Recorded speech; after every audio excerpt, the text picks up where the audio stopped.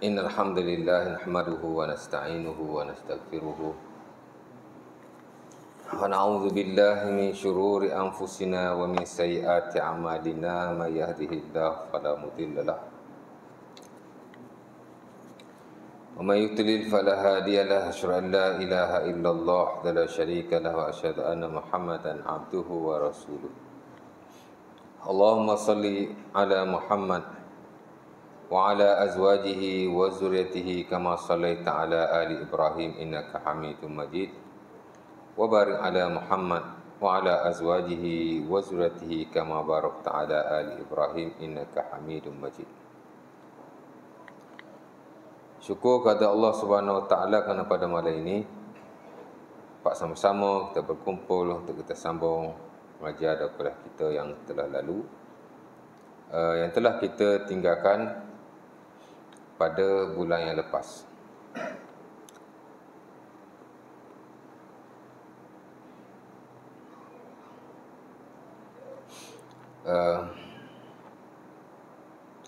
Di mana last hari itu kita berbincang atau berkongsi tentang perihal di luar rumah, di mana kita digalakkan bila keluar membaca doa ataupun zikir yang telah diajar oleh Rasulullah SAW. Ya. Seumpama yang diriwayatkan dalam Sunan At-Tirmizi, Abi Daud dan selainnya daripada Anas bin Malik, ya, sahabat Nabi, daripada isterinya Ummu Salamah, dan mungkin ada periwayat yang lain. Dan diajar kepada kita ataupun disampaikan pula kepada kita oleh ulama-ulama yang mengajar tentang zikir. Antaranya ialah Al-Imam Nawawi rahimahullahu ta'ala dalam buku zikirnya yang masyhur dan mu'tabar itu telah Al-Azkar min kalam Sayyidil Abrar. Jadi diajarlah, ya.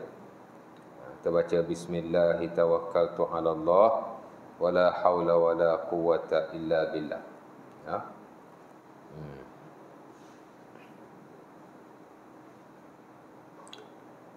Itu satu riwayat. Ya. Dan satu riwayat yang lain, Bismillah Allahumma inni a'udzu bika an azil au uzal au adil au udal au azlam au uzlam au ashhal au yushhal alayya. Ya. Boleh baca salah satu daripadanya dan boleh juga menggabungkan kedua-dua. Boleh je, ya. Tidak ada masalah sama sekali. Kemudian bila kita melihat perkara yang tidak baik di tengah jalan, kita digalakkan berkata alhamdulillahi ala kulli hal. Ya. Seumpama yang disampaikan oleh Aisyah radhiyallahu taala anha, salah seorang isteri Rasulullah sallallahu alaihi wasallam, diriwayatkan dalam Musnad Ahmad dan selainnya, di mana katanya Nabi SAW bila melihat perkara yang baginda tidak suka, maka baginda akan berkata alhamdulillahi ala kulli hal. Kerana Nabi idza ra'a ma yakrah qala alhamdulillahi ala kulli hal. Nabi bila lihat perkara yang tidak baik, especially di jalanan, boleh jadi ketika pemusafiran atau seumpamanya, Nabi berkata alhamdulillahi ala kulli hal. Biasalah kat luar macam-macam kita lihat benda yang kita tidak suka ataupun perkara yang tidak baik, maka kita kata macam tu. Segala puji bagi Allah atas segala sesuatu. Ya. Of course lah, kalau kita lihat perkara yang mungkar, kita kena mencegahnya. Mara'a minkum munkaran falyughayyirhu biyadihi. Tengok benda tak baik kan, kena cegah dengan tangan, dengan kuasa yang kita ada lah, ya, kalau mampu. Ya. Hadis Abi Daud daripada Abu Sa'id Al-Khudri radhiyallahu taala anhu. Siapa-siapa yang lihat kemungkaran adalah dia merubahnya, menghentikannya dengan tangannya, kuasa lah, ya. Fa illam yastati' fa bi lisanihi. Kalau dia tak mampu dengan tangannya, dengan kekuasaan yang dia ada, sebab tak semua manusia ada kuasa. Ya tak? Mungkin kita berkuasa di satu tempat, kita tak berkuasa di satu tempat yang lain. Masing-masing tak sama kan? Maka adalah dia merubah dengan tangan, dengan mulutnya. Falyughayyirhu bi lisanihi. Mana bagi nasihat, ya. Tegur apa yang patut, ya.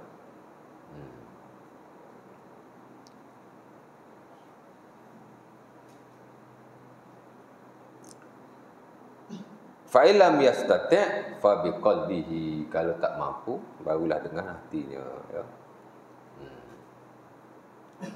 Jadi benda yang tak baik ni pun macam-macam. Jadi bila kita lihat benda yang tidak baik, mula-mula sekali kita kata alhamdulillah ala kulli hal. Kemudian kalau kita boleh cegah, kita cegah dia dengan kuasa yang kita ada. Kalau tak boleh dengan lidah kita, dan kalau tak boleh dengan hati. Cuma hati ni Nabi kata wa dzalika aful iman. Itulah lemah iman yang paling lemah sekali. Tapi nak cerita tak kisahlah, apa-apa yang kita lihat benda tidak baik, kita berkata alhamdulillah. Benda yang kita tidak suka, ya. Ataupun benda yang kita benci. Dan Nabi bila melihat benda yang baik ataupun benda yang baginda suka atau gemari, baginda akan berkata alhamdulillahilladzi. Karena Nabi idza ra'a ma yuhib qala alhamdulillahilladzi bi ni'matihi tatimmus shalihat. Ya. Nabi bila lihat benda yang dia tidak suka, Nabi bila lihat benda dia suka, maka baginda akan berkata segala puji bagi Allah, dengan nikmatnya sempurnalah perkara yang baik-baik. Alhamdulillahilladzi bi ni'matihi tatimmus shalihat. Ya. Jadi dua tadi kan. Tengok benda tak baik, alhamdulillah ala kulli hal. Ya. Benda tak baik ni pun macam-macam juga. Satu kemungkaran tak baik juga. Satu lagi yang saya bagi contoh ialah kemalangan. Termasuk benda yang tidak baik. Tengok je benda yang tak baik macam kemalangan, alhamdulillah ala kulli hal. Ya. Lagi bagus kita tambah alhamdulillah alladzi afana wa mabtalana wa faddalana ala kathirin mimman khalaqa tafdila. Tambah sikitlah kalau boleh, ya. Dan saya dah baca hadis ini dulu pada kuliah sebelum ini daripada Umar Al-Khattab yang diriwayatkan dalam Sunan Abi Dawud. Di mana Nabi kata bila kamu berjalan kamu melihat akan musibah atau kemalangan, maka kamu kata waktu alhamdulillahilladzi afana, maha suci Allah, segala puji bagi Allah yang telah memberi keafiatan pada kami. Depa kemalangan, kita tak. Jadi puji Allah. Kan? Tengok kemalangan, mula-mula baca alhamdulillah ala kulli hal. Tadilah. Tu riwayat lain. Kemudian sambung lagi alhamdulillahilladzi afana. Segala puji bagi Allah yang telah memberi keafiatan pada kami. Wa mabtalana, dan tidak memberi musibah ke atas kami. Ya, kita tak kena, dia kena. Jadi puji Allah. Wa faddalana ala katsirin mimman khalaqa tafdila, dan telah memberi kelebihan ke atas kami berbanding yang lain dengan suatu kelebihan. Mana puji Allah, ya. Ya. Dan kita boleh isi masa dengan apa-apa bacaan yang kita tahu. Ya. Kita boleh pasang radio tapi dengar orang mengaji Quran lah. Dan dengar lagu pula, kan. Kita boleh dengar ceramah, kita boleh baca Quran, boleh pasang. Sekarang ni CD tak ada lah, kan. Ya. Mau Bluetooth semua, kan. Pasang YouTube dengan Quran. As long as kita isi masa perjalanan kita itu dengan zikir-zikir dan perkara yang baik, ya. Nabi SAW sebut dalam hadis yang diriwayatkan dalam Sunan Abi Dawud daripada Ibnu Abbas, ya.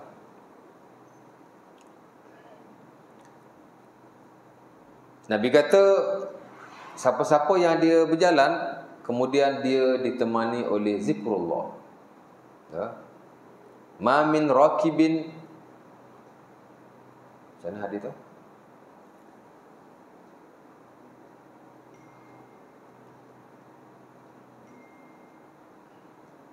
Nak panggil mari jap. Ma min rakibin yasiru bi zikrillah illa radifahu malak. Wa ma min rakibin yasiru bisyi'r illa radifahu syaitan. Ya. Hadis ni pun penting juga untuk menjadi peringatan kepada kita supaya bila kita keluar daripada rumah kita, boleh jadi kita nak pergi kerja, boleh jadi kita nak apa-apa lah ya, atau nak bermusafir, ya,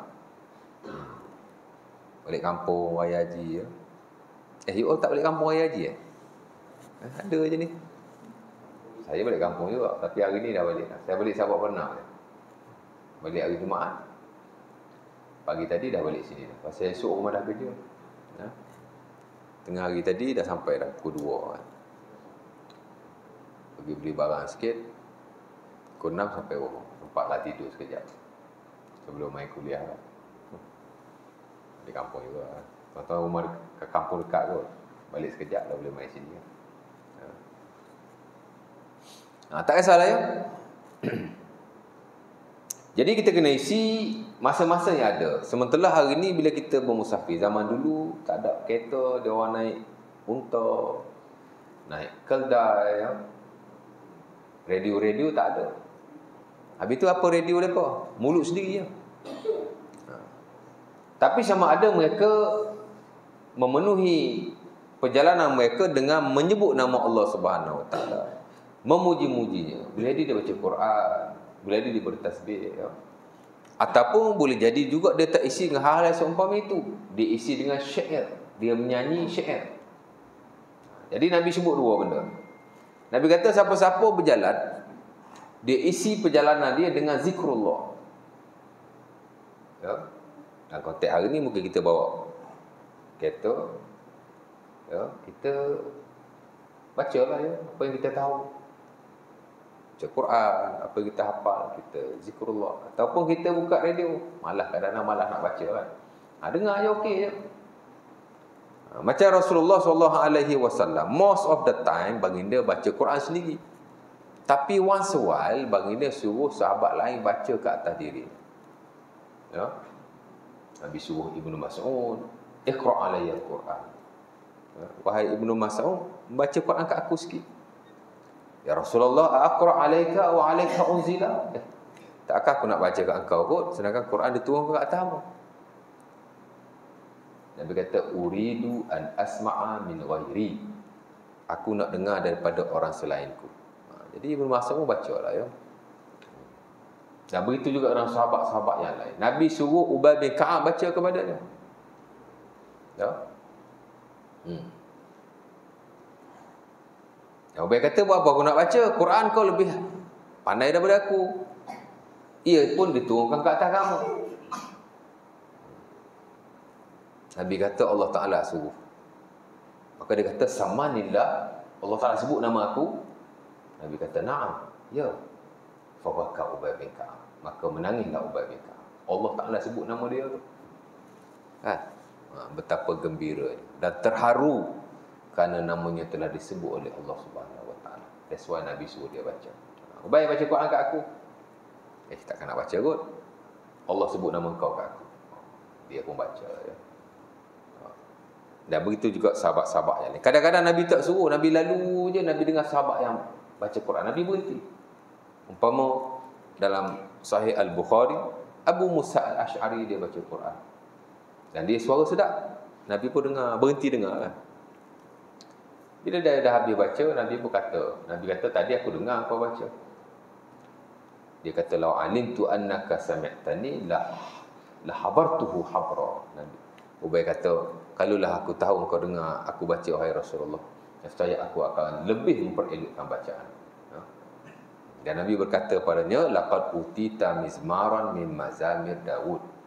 Sebab Abu Musa ni dia baca Quran memang sedap.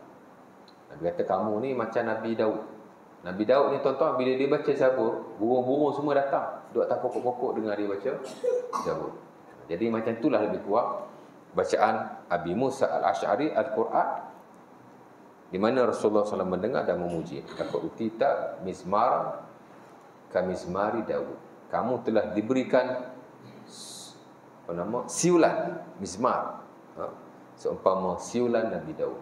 Mana betapa sedapnya Abi Musa Al-Asy'ari membaca Al-Quran. Jadi tak kisahlah, dia kadang-kadang malah kan. Kita buka lah ya. As long as kita isi dengan zikrullah. Zikrullah ni dia luas. Bila dia baca Quran, bila dia tasbih, bila dia tahmid, bila dia dengan ceramah, zikrullah juga. Ya, tak kisah. Maka Nabi kata yang akan menemaninya ialah malaikat. Ma min raqibin yasuru bi zikrillah illa radifahu malak. Nabi kata yang akan bersama menemaninya dalam perjalanannya itu ialah malaikat. Saya ustaz, tiap-tiap saya bawa kereta nak pergi kerja, baca Quran, tak pernah nampak malaikat pun. Memang tak nampak lagi kan. Ya. Kalau boleh tengok kira tak tahulah kan. Tapi tak nampak. Tapi kita yakinlah.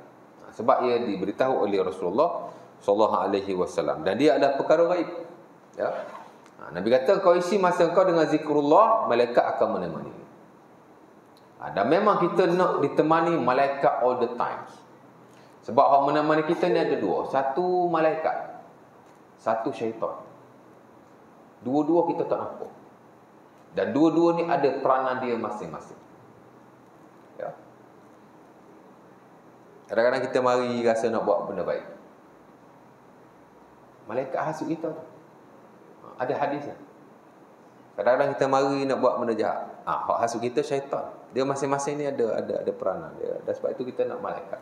Ada macam-macam lah malaikat jenis-jenisnya. Of course lah hak ada di kanan kiri kita tu dia tulis aja. Ni malaikat-malaikat rahmah, malaikat-malaikat yang mendoakan kita atau mengaminkan doa kita, ya.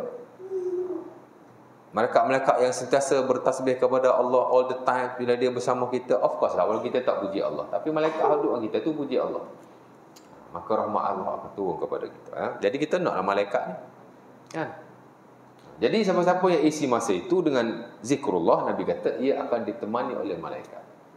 Apa maksudnya? Perjalanannya akan lebih dirahmati dan diberkati. Akan lebih dipermudahkan oleh Allah Subhanahu Wa Taala. Boleh jadi dia berdoa semasa dia berjalan, dia akan diaminkan. Dan of course lah, kalau ada hajat-hajat tertentu, mudah-mudahan hajatnya akan dipenuhi. Dan jika dia keluar untuk mencari rezeki, rezekinya akan lebih diberkati oleh Allah Subhanahu Wa Taala. Memang kita nak malaikat. Dan Nabi larang beberapa perkara sahabat bila berjalan, supaya sahabat tak buat benda tu. Takut-takut malaikat tak ikut. La yashabu malaikatun rifqah fiha kalbun wala jaras. Dalam hadis Bukhari daripada Abi Hurairah, Nabi kata, bila kamu berjalan jangan bawa dua benda ni. Pertama anjing, dan satu lagi ialah loceng. Kerana malaikat tidak akan bersama-sama dengan kamu. Kenapa anjing? Anjing memang malaikat tak dekat. Ya. Sebab tu kita dilarang bela anjing. Ya. Dilarang. Ya. Kalau tak bela pun, anjing tak boleh masuk rumah. Ya. Ada orang dia tak bela anjing tu.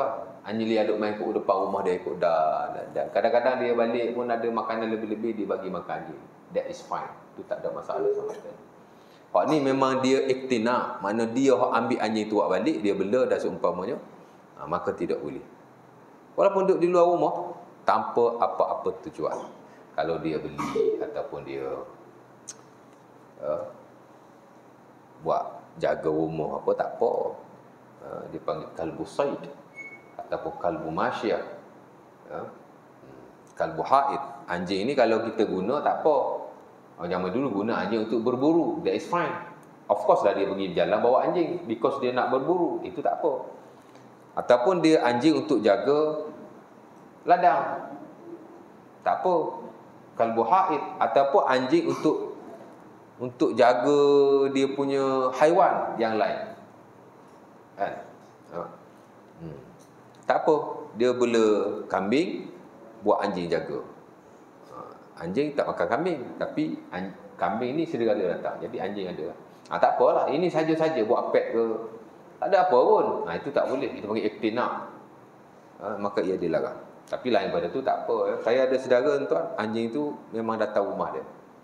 Separuh mati dah. Sampai depan rumah dia, roboh. Terbaring dia. Dia pun ambil air bagi. Ambil susu bagi. Lepas tu, dia bagi makan. Sehari dua lepas tu, elok anjing. Lepas tu anjing tu tak pergi jauh lah. Duk main kat kawasan rumah dia je. Tapi tak pernah masuk lah rumah. Duk main kat rumah dia. Dia pun kalau ada makanan lebih-lebih, dia bagi lempar kat anjing tu kan. Dia tanya saya. Dia kata, that is okay. Because kita tak bela dia. Kita bagi makan tu, makanan lebih. Bagi makan je. That is fine. Ulama pun benar kan. Kita ada makanan-makanan daripada dibuang begitu sahaja, maka lebih baik kita bagi haiwan-haiwan termasuk anjing. That is fine. Kita tak bela dia. Tapi kalau kita memang bawa balik, bela walaupun di luar rumah. Walaupun orang kata apa, tidaklah semua mengharamkan. Ada yang kata makruh, ada yang kata haram. Tapi itu iktinak seumpama itu, jika tidak ada tujuan apa-apa, maka sebaik-baik dielakkan. Kerana Nabi kata kalau ada anjing, malaikat tak masuk dekat. Lagi satu, akan dikurangi pahala kita satu hari sebanyak 1 qirat. 1 qirat ni seumpama 1 bukit Uhud. Kita pahala dah lah tak banyak kan. Man ittana qalban ghaira qalbi masyiatin aw saydin nuqisa min amalihi kulla yawmin qirat. Itu hadis Bukhari tu daripada Ibnu Umar. Nabi kata siapa-siapa yang iktina, ambil anjing bela tanpa apa-apa tujuan. Nabi kata, melainkan anjing-anjing yang hak tadilah berburu, anjing jaga ladang, anjing jaga rumah untuk tujuan keselamatan dan ispan. Kalau selain daripada itu, Nabi kata akan dikurangi pahalanya setiap hari 1 qirat. 1 qirat ni 1 bukit Uhud. Sebab tu majoriti kata haram. Di samping dia mengurangi pahala kita, malaikat pun tak masuk dekat. Ya? Najis pula tu, jadi banyak masalah. Jadi kata haram. Ya? Cuma segelintir lah kata makruh. Jadi adalah yang kata haram, ada makruh. Tapi kebiasaannya orang Islam ni dia tak boleh anjing, normally lah ya. Tapi buat baik kat anjing tak apa. Hak bela tu kita ambil, bawa balik. Tu panggil iktinak. Tapi kalau anjing-anjing liar duk main sekitar rumah kita, jangan halau pula. Plastik ke. Saya ada pengalaman seorang ni tuan-tuan, imam lah, imam surau. Bila nak pergi subuh lah setiap anjing. Asal dia kata bising tepi surau. Asal nak azan je, anjing menyalak. Asal nak azan je, anjing menyalak. Asal menyalak je, azan. Plastik je. Ada orang mengadu dengan saya. Saya pun tanya dia, Mam, lah, pagi-pagi anjing bising kan? Bising kata, plastik Ustaz. Dia kata jangan, esok kan. Dia kata tak boleh, berdosa. Lagi satu, zalim haiwan kan. Apa masalah dia? Dia bukan masuk dalam surau pun, dia main kat luar surau je. Bagi makanan kat anjing tak salah sama sekali. Sebetulnya kalau anjing tu lapar atau seumpama, yang tak boleh ni kita iktinak buat balik. Kita bela tanpa apa-apa tujuan. Itu yang dilarang. Jadi dia tak kacau kita pun. Kita azan, dia menyalak. Bolehlah halau dia, tapi janganlah plastik. Allah kan. Tuan kan.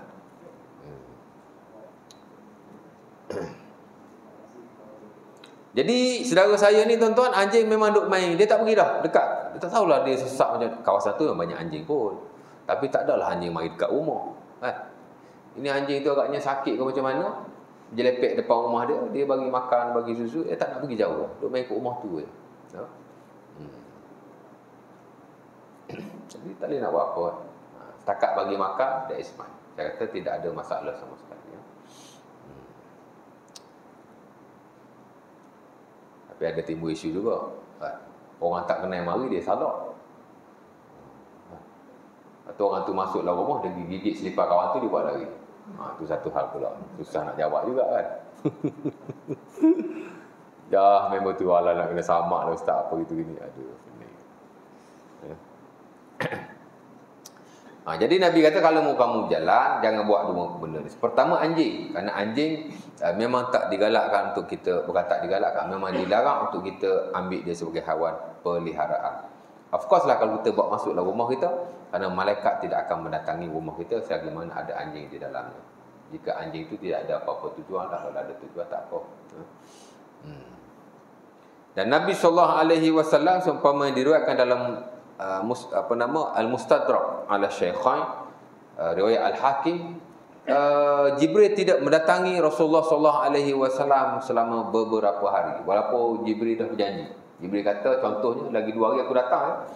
Nabi tunggu 2 hari tak main-main. Ya.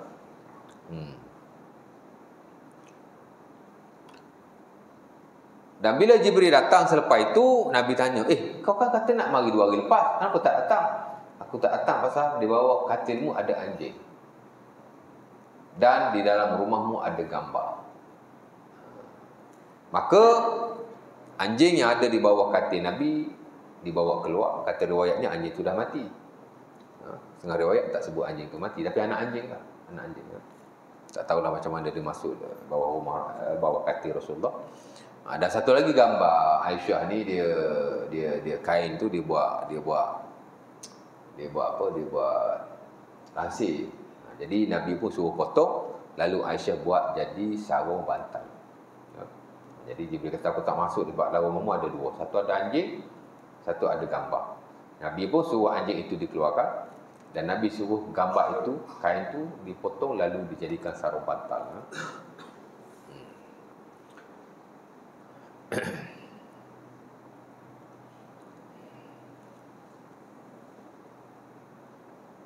Tu sebenarnya gambar dalam rumah ni satu isu juga. Gambar. Saya alhamdulillah tuan-tuan, dalam rumah saya memang tak ada gambar. Satu gambar pun tak ada. Kerana walaupun ada khilaf dalam isu gambar, ada yang kata gambar kalau lukis dengan tangan baru tak boleh. Kalau gambar yang tak lukis tangan tak apa. Ada kata gambar ni kalau tak boleh kalau ia ada bentuk.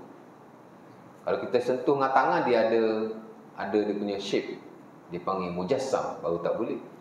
Sebab kata kalau gambar yang tidak mujassam tak apa. Ada orang kata gambar boleh, yang tak boleh patung. Semata-mata gambar, that is fine. Yang tak boleh patung. Macam-macam lah. Al-Imam Abu Sulaiman Al-Khattabi dalam Ma'alimus Sunnah, dia hurai secara panjang lebar, dakhilah para ulama dalam hal itu. Jadi cerita gambar ni banyaklah dia punya pendapat. Tapi pendapat yang paling baik ialah sebarang gambar. Melainkan gambar-gambar tumbuh-tumbuhan ataupun gambar-gambar bernyawa tapi yang telah dipotong kepalanya. Kalau campur-campur hadis semua kan. Bagi orang yang nak kebaikan. Bagi orang yang nak kebaikan kan. Kita nak rumah kita dipenuhi dengan rahmat Allah Subhanahu Wa Taala. Dan antara sebab rahmat Allah Subhanahu Wa Taala ialah kerana malaikat. Pasal malaikat ni ada satu malaikat dia panggil malaikat rahmat. Masuk malaikat tu dalam rumah kita, rahmat rumah kita. Pasal nama malaikat rahmat. Allah Taala dah bagi malaikat ni, engkau bawa rahmat aku. Jadi yang Nabi kata malaikat tak masuk dalam rumah, ulama kata malaikat rahmat. Malaikat-malaikat seumpama ni adalah malaikat rahmat. Kerja dia memang membawa rahmat Allah Subhanahu Wa Taala. Jadi kalau rumah kita ada anjing, rumah kita ada gambar, dia tak masuk. Rumah kita tak masuk rahmat.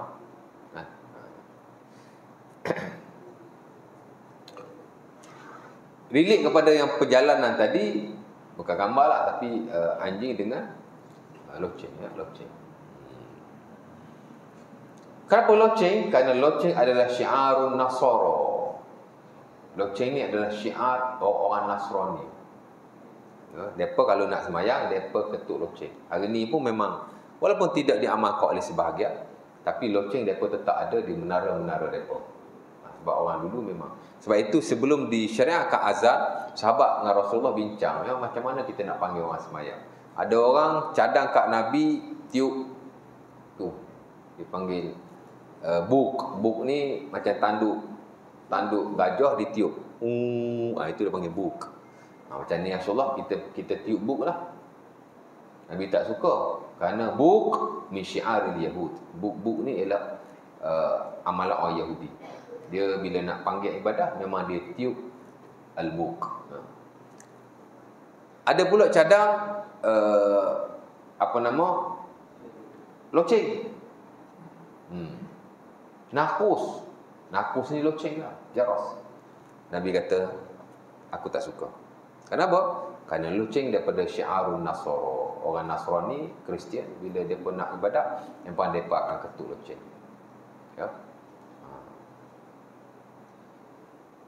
Kita kat leher kucing taruh loceng. Betul tak? Dulu-dulu lah, sekarang tak ada kot. Kita dulu suka kalau kucing taruh loceng, keling, keling, keling, keling, keling. Boleh elakkan. Walaupun ada tujuan, tapi loceng ni tak bagus. Tapi kalau loceng yang ada di tempat-tempat kita nak panggil orang loceng di sekolah, keling, keling, keling, tu tak apa. Orang jual aiskrim ke tu tak apa. Tak ada tujuan. Ni tak pasal-pasal nak gantung kat leher haiwan. Apa tujuan dia? Tak tahu.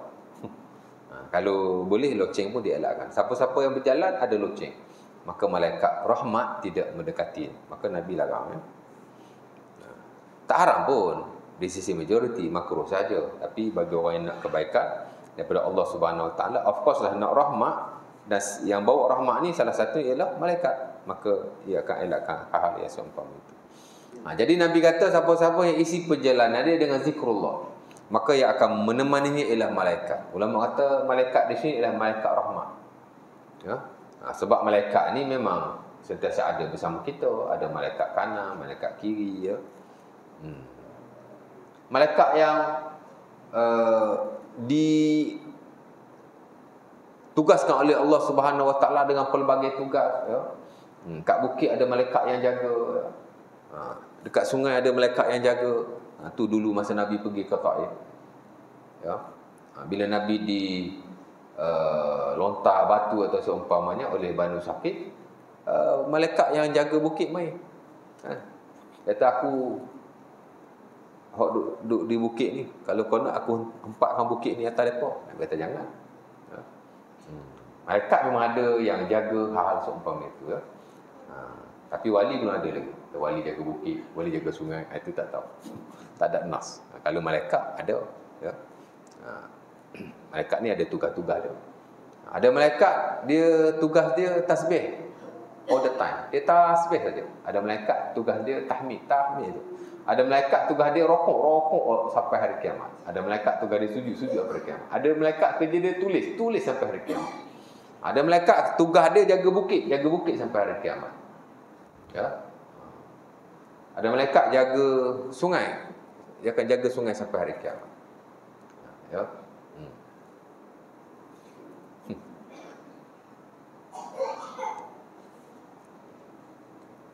Ada kata, malaikat ada jaga bukit, ada jaga sungai. Apa masalah wali tak ada jaga? Masalahnya malaikat ada nas, wali tak ada nas. Isu wali sekarang ni kuat. Baik. Jadi lagi satu Nabi kata, siapa-siapa yang isi masa dan perjalanan dia dengan syair, maka yang akan menemaninya ialah syaitan. Pasal apa Nabi sebut syair? Sebab hiburan orang zaman dulu ialah syair. Of course orang Arab memang dia ni dipanggil kaum syair, kaum syair. Syair adalah orang kata alat orang Arab dalam banyak hal. Kalau dia nak puji pemerintah, dia akan karang syair. Dia panggil syi'ru al-madih. Kalau dia nak memuji wanita, dia akan karang syair rosak. Ini syair-syair yang haram lah. Kalau dia nak, kita dulu belajar syair. Belajar apa? Syair madih, syair rosak. Bukan syair rosak ya. Syair memuji wanita adalah syair ghazal. Kita belajar lah ke tu dulu. Belajar syair ghazal. Dia mensifatkan wanita, cara berjalan, mata dia macam mana, telinga dia macam mana. Seolah-olah macam kita melihat seorang wanita with our naked eyes. Macam tengok betul-betul wanita tu depan mata kita lah. Itu dia syair yang diharamkan. Kerana orang kata apa, mensifatkan tubuh badan wanita. Kalau dia nak puji orang yang mati ataupun ratapan, dia panggil syairul rosak. Tadi ghazal, ni rosak. Macam-macam jenis syair tu. Tapi kita kena belajar lah pasal nak belajar bahasa Arab. Belajar juga syair-syair haram tu pun. Tapi nak belajar bahasa, pasal bahasa dia bahasa yang tinggi, yang mesti dipelajari lah. Jadi kita belajar. Jadi macam-macam syair lah. Kalau dia nak kutuk orang tu, dia panggil syairul hajar. Dia kutuk kau-kau. Tapi ada juga syair-syair yang baik. Syair-syair nak menaikkan semangat untuk beribadah kepada Allah Subhanahu Wa Taala ada. Syiar-syiar untuk nak merapatkan silaturahim ada. Syiar-syiar untuk nak bagi orang kuat dan rajin mencari rezeki ada. Ya. Sebab tu Allah Subhanahu Wa Taala dalam Quran dia mencela syair. Kita baca surah Yasin ada sebut syair lah. Macam ayat dia. Wa ma yanbaghi lahu in huwa illa zikrun wa Qur'anun mubin. Sebelum tu Allah Taala kata Allah Taala kata Nabi ni tak layak syair, merujuk kepada syair-syair yang haram. Pasal orang Arab memang syair ni dia satu kelaziman lah ya. Jadi Nabi kata siapa-siapa yang berjalan dia isi masa dia dengan syair, maka yang akan menemaninya adalah syaitan, merujuk kepada syair-syair yang haram. Tapi kalau syair-syair yang tidak haram tidak ada masalah. Tapi kenapa Nabi sebut syair? Sebab memang kelaziman orang Arab dia suka syair-syair yang haram seumpama itu. Ya? Baca syair-syair yang bagus tak baca syair-syair yang merepek tu seronok. Yang Nabi kata siapa yang baca syair-syair seumpama itu maka tidak boleh. Nabi pun syair. Sebab itu dalam Quran memang ada beberapa ayat Allah Taala mencela syair secara umum, tapi ditafsir oleh para ulama ialah syair-syair yang haram, bukan syair yang dibenarkan, syair yang baik ya. Kerana Nabi juga syair. Kalaulah Allah Taala mencela semua syair, nescaya apa yang dilakukan oleh Rasulullah SAW adalah salah. Nabi pun bersyair. Antaranya ketika, tapi Nabi bukan syair all the time lah. Nabi syair once a while. Sehingga ada satu atau dua riwayat saja Nabi syair. Antaranya adalah ketika perang Khandaq. Nabi duduk gali parit kan. Tengah-tengah gali parit tu Nabi syair. Allahumma la aisha illa aisha al-akhirah fansuril ansara wal muhajirah. Dua bait dia. Dua ayat dia satu rakaat. Allahumma la aisha illa aisha al-akhirah. Wahai Allah, tidak ada kehidupan melainkan kehidupan akhirat. Fansuril ansara wal muhajirah, dan bantulah orang muhajirin dan orang ansar. Tu dia syair Nabi sikit je. Nak menunjukkan bahawa syair ni dia benar. Tapi taklah Nabi syair all the time. Dalam konteks hari ni kita kiaskan, bila kita berjalan, kita isi masa kita dengan mendengar lagu-lagu yang haram, yang melalaikan. Jadi hak menemani kita ialah syaitan. Ada seorang sahabat saya ni tuan-tuan, dia memang kaki karaoke. Kalau kat kenduri, dia lah tukang nyanyi. Dalam kereta dia speaker box sebesar-besar. Memang kalau dia pasang lagu nak pecah kereta tu. Tiba-tiba dia mengadu kat saya bila dia balik kampung, lalu ke arah highway, dia kata anak dia nampak hantu. Memang patut nampak hantu kau naik kereta kau pasang lagu. Pasal Nabi dah kata kau isi masa syair, yang menemanimu ialah syaitan. Kita pasang lagu-lagu apa gitu gini. Syaitan teman lah. Tu anak dia nampak, tak tahu lah anak dia nampak hantu betul ke tidak. Jadi nak cerita begitulah ya, kita isi masa kita. Walaupun tidak banyak, mungkin kita keluar dalam 5 atau 10 minit, tapi kita penuhilah dengan orang kata apa, dengan perkara yang baik. Kalau kita nak baca sendiri, kita baca. Kita tak nak baca, kita dengar ya. Ada soalan tak? Nak tanya apa-apa? Bismillah.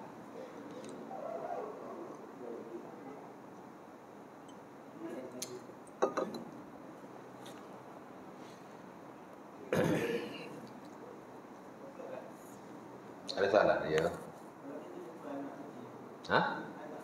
Anak anjing, kenapa? Bela tak boleh.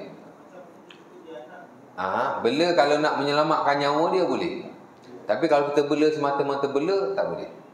Mana kita nampak anak anjing mak dia ada pun, kita ambil bela tak boleh. Itu dia bagi iktin lah. Tapi kalau kita nampak anak anjing yang kecil terbiar, yang mana kalau dibiarkan dia mati, waktu kita boleh ambil, kita jaga dia sampai dia okey. After that kita lepaskanlah dia. Itu boleh. Ya. Jangan dia panggil susah juga kita kata jangan fobia dengan anjing. Kadang orang kata nak ajak kita nak ajar orang bagi baik dengan anjing pula. Anjing ni tuan-tuan, dalam fiqh memang dia dibincangkan dalam banyak bab. Boleh kata dalam fiqh tuan-tuan daripada awal sampai akhir bincang bab anjing. Dalam fiqh ibadat, dalam taharah umpamanya, banyak bincang bab air, bab anjing. Dalam bab air bincang bab anjing. Dalam bab najis bincang bab air. Nak bincang bab anjing. Dalam bab apa lagi? Dalam muamalah pun sama. Dalam semayang, bincang lagi bab anjing. Kita semayang, anjing melintas. Sebagai ulama kata batal kerana ada hadisnya. Ya? Apa lagi? Dalam muamalah, lagi banyak bab anjing ni. Ya? Ada bincang tentang jenis-jenis harta. Masuk anjing. Kerana anjing ialah harta yang tidak mutaqawwim. Harta yang tidak ada nilai di sisi syarak. Sebab itu jual beli anjing tidak sah, malah haram. Ada dinaskan oleh Rasulullah SAW. Lepas tu bincang ujung-ujung bab berburu, bincang lagi bab anjing. Jadi anjing dia satu benda yang ada banyak dibincangkan dalam bab-bab yang ada dalam fiqh. Jadi kalau macam saya yang memang bidang saya fiqh, ibadah baik, muamalah baik, memang familiar lah dengan anjing ni. Walaupun anjing dia haiwan yang najis di sisi majoriti, ya. Najis, dia bukan najis di sisi semua ulama. Tak. Sebab tu saya kata majoriti, ya. Kerana sebahagian kata anjing ni tidak najis, ya. Lepas tu yang kata najis tu pula ada macam-macam. Ada kata najis tu hanya sekadar air liurnya. Ada kata najis tu seluruh badannya. Jadi macam-macam pendapat ulama ni, tuan. Bab anjing ni. Kerana nas pasal anjing ni terhad. Sebenarnya teramat sedikit, tak banyak. Kalau dia sebut najis lah, ya. Jadi dia ada banyak ni, ya. Tapi ala kulli hal, Islam dia tidak memerangi anjing. Kita nak bunuh anjing saja-saja tak boleh. Atau nak menzalimi dia. Atau kita nak apa-apalah tak boleh. Dia macam haiwan-haiwan yang lain.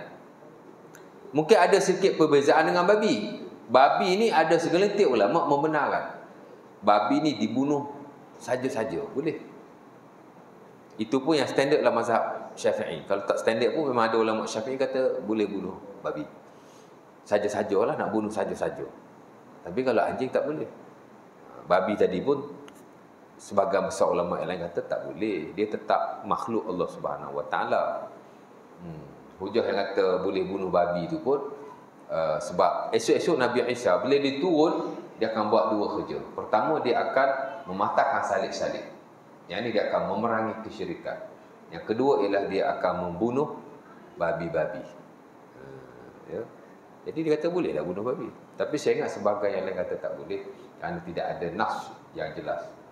Walaupun Nabi Isa diturun akan bunuh babi, tak semestinya kita boleh bunuh babi. Dia makhluk Allah Subhanahu Wa Taala. Anjing of course lah, tuan. Zaman Nabi anjing berkeliaran. Tuan ingat anjing ni tak ada zaman Nabi ke? Ada anjing berkeliaran pada zaman Rasulullah SAW. Bahkan anjing masuk ke dalam masjid Rasulullah SAW, keluar masuk begitu saja.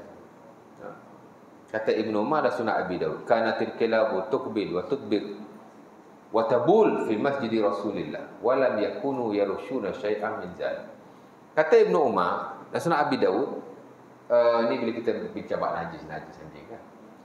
Ibnu Umar kata dalam masjid Nabi anjing keluar masuk. Dan kadang-kadang dia kencing dalam masjid Nabi. Tapi kami tidak pernah menjirusnya. Ya? Jadi ada macam-macam lah pentafsiran ulama tu. Ada kata najis, ada kata najis. Ada kata najis tapi sebab waktu tu tak nampak. Najis ni kalau nampak basuh. Simbah, kalau tak nampak biar. Macam-macam lah. Jadi anjing ni dia haiwan macam lain tu. Nabi kata laula annal kilab ummatun minal ummam la amartu biqatliha. Nah, saya Muslim pada Abi Hurairah. Nabi kata kalaulah anjing ini bukan satu ummah di kalangan ummah-ummah, nescaya aku akan menyuruh kamu membunuh. Nabi tak pernah bunuh anjing kerana ia adalah satu ummah. Apa nama ummah? Ummah ni tuan, kalau saya bagi kuliah, saya boleh ambil satu kuliah ajar pasal ummah. Ummah ni ada banyak konsep. Satu ialah seluruh makhluk adalah ummah. Ummatul khalqi dipanggil. Ya. Kemudian dikecilkan lagi ummah-ummah ni merujuk kepada manusia. Ummatun nas. Ummah-ummah ni makna manusia. Tak tertentu pada orang Islam. Orang Yahudi Nasrani pun Nabi sebut ummah.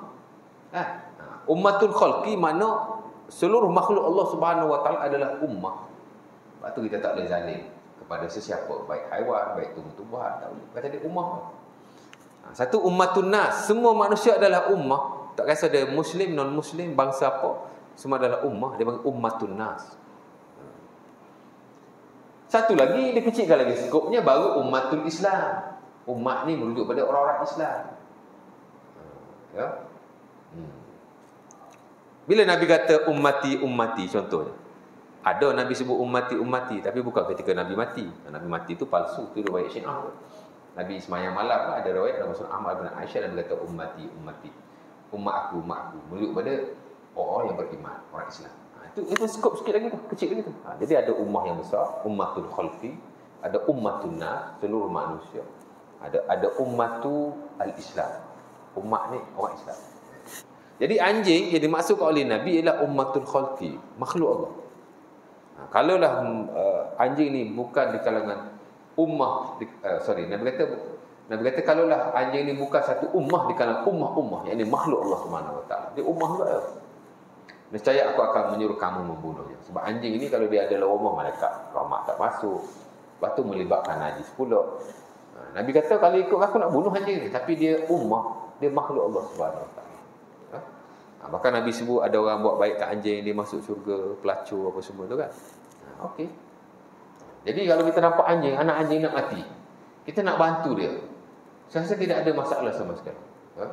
Boleh ambil untuk kita menyelamatkan nyawanya, kerana dia ummah, dia makhluk Allah SWT. Kan?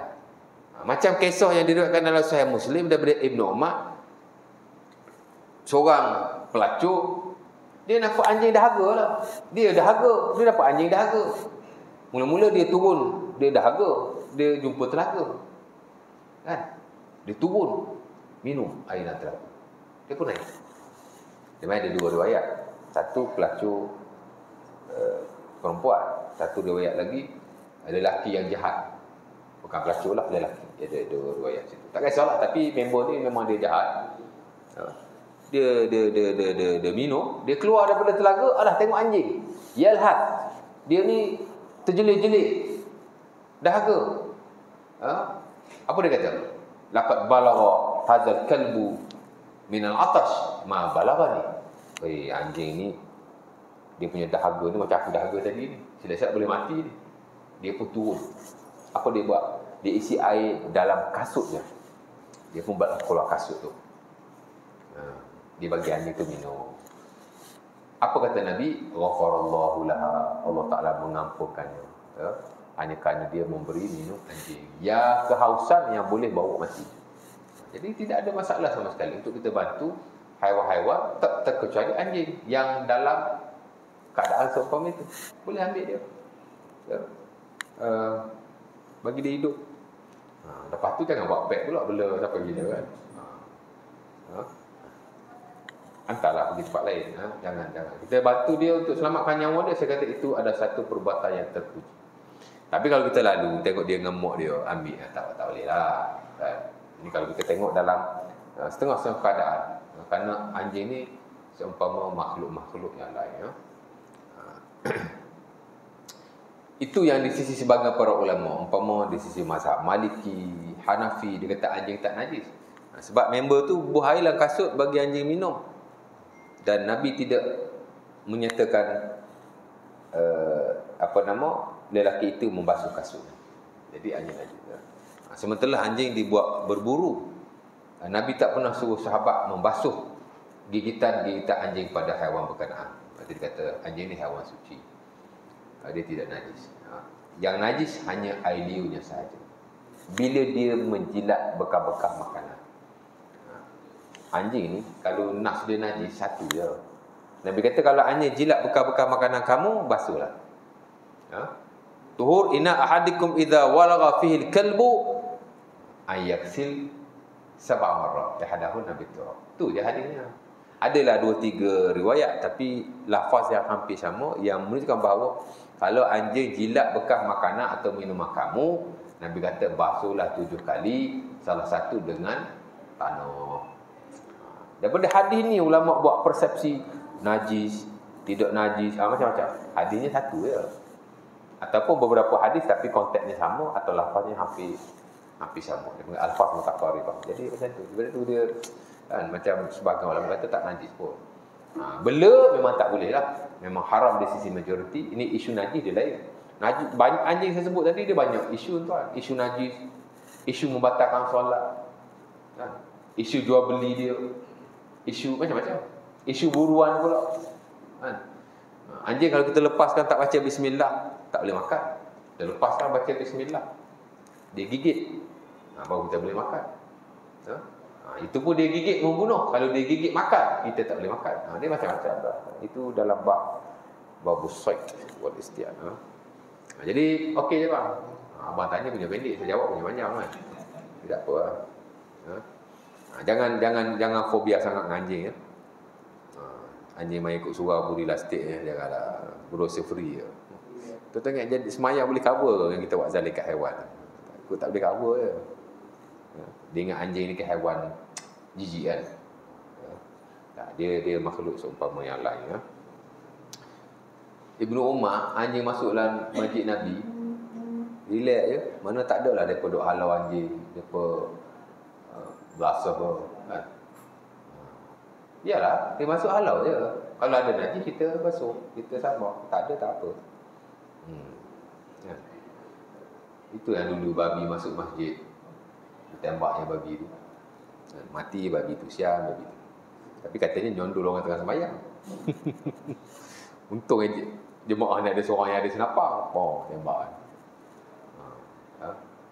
Lepas tu seorang kata anjing tu duduk kat situ saja.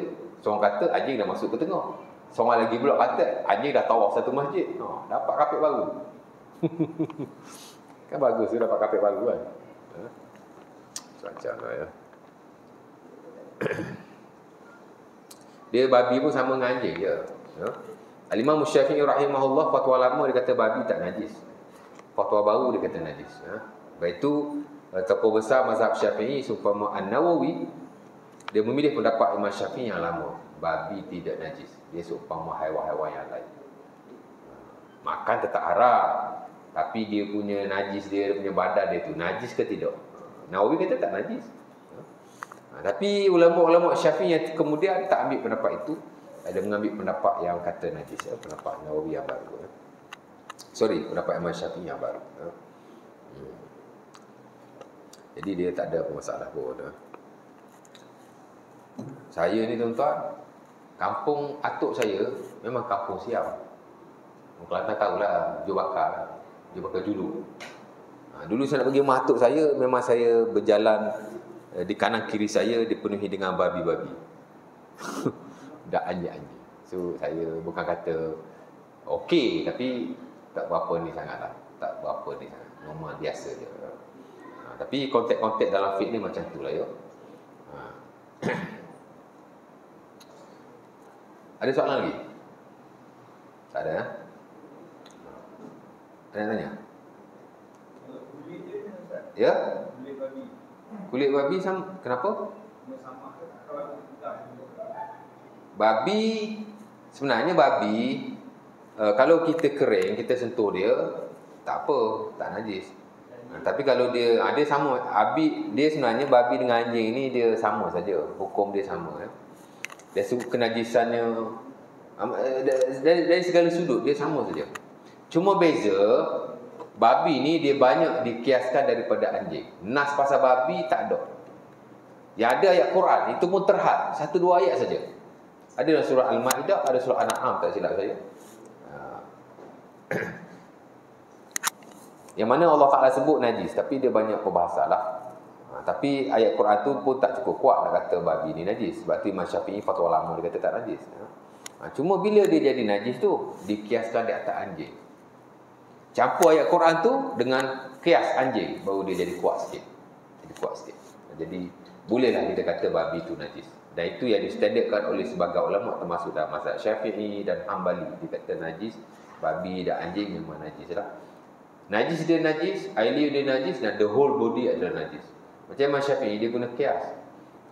Kalau kata air liur anjing tu najis, air liur ni sebenarnya rembesan daripada tubuh badan. Yang keluarkan air liur ni apa? Badan kita keluarkan air liur. Jadi kalau air liur tu najis, the whole body adalah najis. Asas dia kuat juga ya, di samping nas-nas yang ada kan. Kemudian anjing tu pula dia menjilat-jilat badan dia. Jadi badan dia najis kan.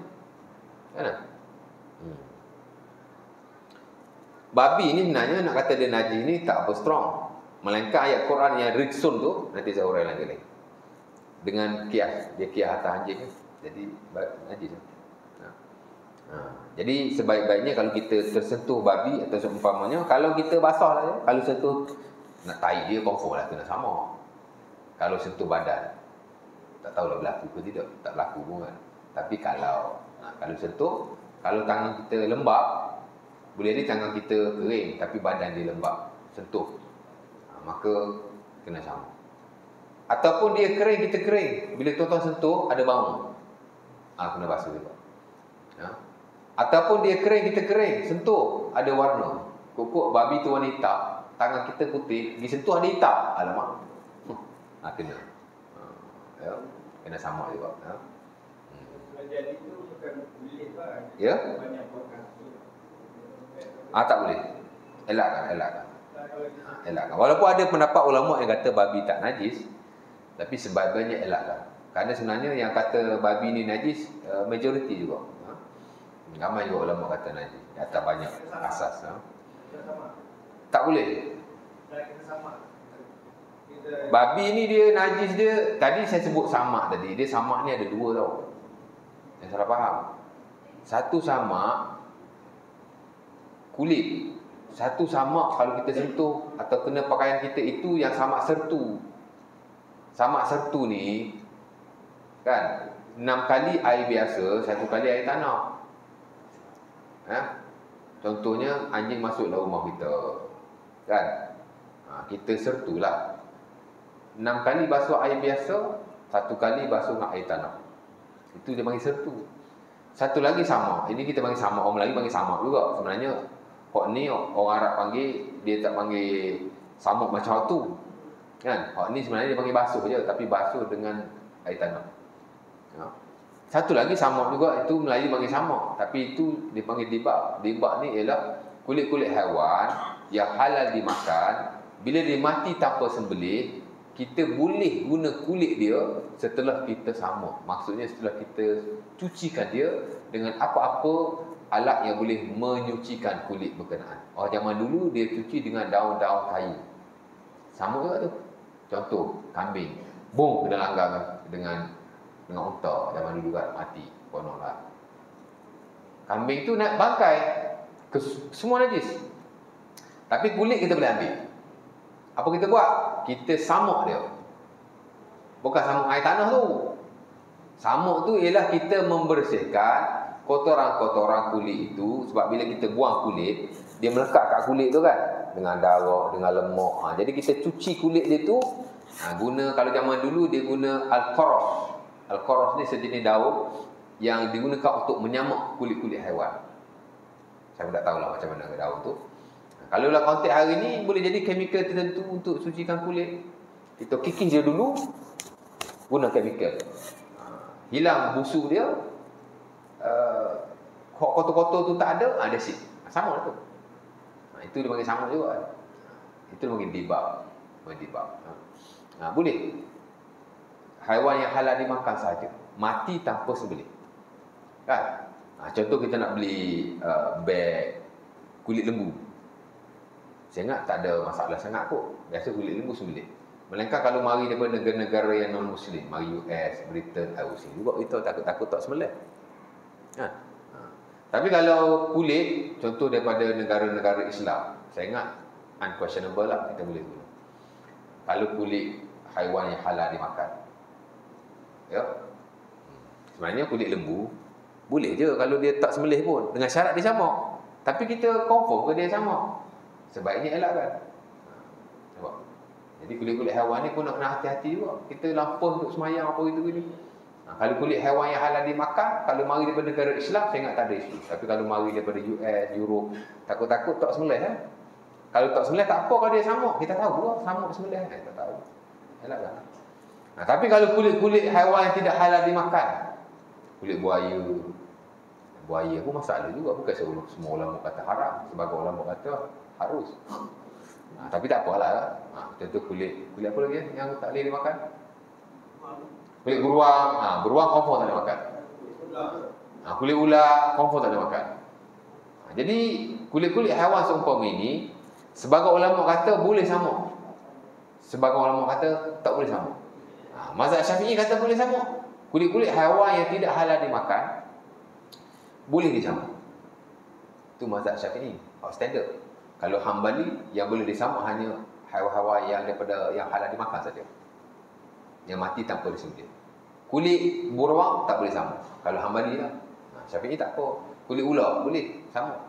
Tapi kita tahu boleh sama. Agak boleh sama tak? Ataupun mesti dia cuci dulu ustaz pakai chemical apa gitu gini. Macam mana ya? Takut dia tak cuci, dia keraskan pakai tak tahu. Dia sebenarnya kena cuci. Keluarkan dia punya lendi-lendi tu kan. Bagi bersih betul-betul. Takut-takut dia cuci gitu-gitu je, betul dia kering kan. Dia tak tahu, tak pasti ya. Saya pun nak cakap susah lah. Tapi saya bagi tahu kulit-kulit haiwan-haiwan yang tidak halal dimakan seperti ular, beruang atau yang seumpamanya kalau boleh elakkan. Kalau kita nak buat semayang tu seumpamanya. Tapi kalau nak buat benda tak buat semayang, saya ingat ada keharusan lah. Okeylah ya. Payah juga nak cakap benda ni kan. Tapi kalau boleh kita kan, kalau boleh jangan kulit-kulit haiwan yang tak halal dimakan ya. Kalau boleh halal macam kulit lembu dan isman. Kena jaga juga benda-benda macam tu. Kulit babi.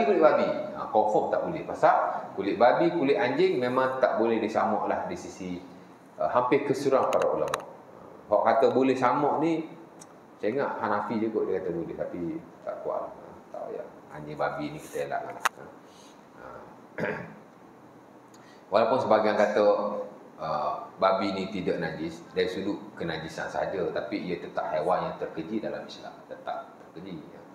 Cuma ulama nak kata najis tak najis tengok nas kan? Kalau nas tu tak kuat, macam Nawawi kata, dia kata ikut nas, dia kata babi ni tak najis ya. Kan? Hazal mazhabu aqwa dalilan fa in kana al-jumhur ala khilafihi. Mazhab yang kata tak najis ini adalah kuat walaupun ia tidak sama dengan jumhur. Dia tengok dari sudut nas apa semua. Tapi tak bererti kita bermudah-mudah dalam isu babi. Babi tetap haram dimakan. Yang kita tidak boleh bela. Tetap. Cuma dari sudut najis tak najis tu je. Dia nak faham juga kan. Ya. Ada orang bila kita cakap anjing ni nak macam longgar sikit, kata oh ni galakkan ni nak bagi bela anjing ni. Tak, bela lain. Dia nak kena faham juga isu-isu macam tu lah. Saya duk tengok jam depan tu je. Patutlah. Ada soalan lagi? Tak ada ya? Ada lagi? Ada daging yang nak bagi saya lagi? Tak ada? Tak simpan untuk ustaz? Tak. Kalau kulit haram yang babi atau anjing dah jadi beg, kita sentuh lah. Sama. Kita perlu sama dengan kita. Tak boleh. Dan kulit anjing dengan kulit babi tak boleh sama. Dia dah jadi beg. Kita sentuh beg tu. Kita sentuh beg. Kita kering tak apa. Kalau basah kena. Dia tak kira dia kulit tu ada kat badan babi tu ke, kulit tu dah dipisahkan daripada babi tu ke, kan dah dibasuh dah seumpamanya, dia tetap kulit babi atau anjing. Kalau dia basah atau kita basah once bersentuhan, walaupun tidak ada lah warna, tak ada bau, tak ada rasa, okey je. Tapi di sisi mazhab Syafi'i dia panggil najis hukmi. Dihukumkan sebagai najis walaupun tidak ada sifat-sifatnya. Macam air kencing lah. Kan? Bila dia terbiar lama, kadang-kadang dia sudah kering. Kita pergi sentuh pun macam tak ada apa-apa. Cium pun tak ada bau. Kan? Tak ada apa-apa. Tapi dia tidak pernah dibasuh. Dia tetap najis. Dia panggil najis hukmi. Sama lah konteks tu pun. Jadi kalau kita sentuh, tangan kita basah, dia bernajis. Walaupun tak ada apa-apa pun. Dia pun dah bersih, ada kering ke apa. Itu panggil najis hukmi. Sebaik-baiknya disettlekan juga ya. Najis hukmi ni pun ada khilaf juga, tapi sebaik-baiknya boleh. Ada soalan lagi?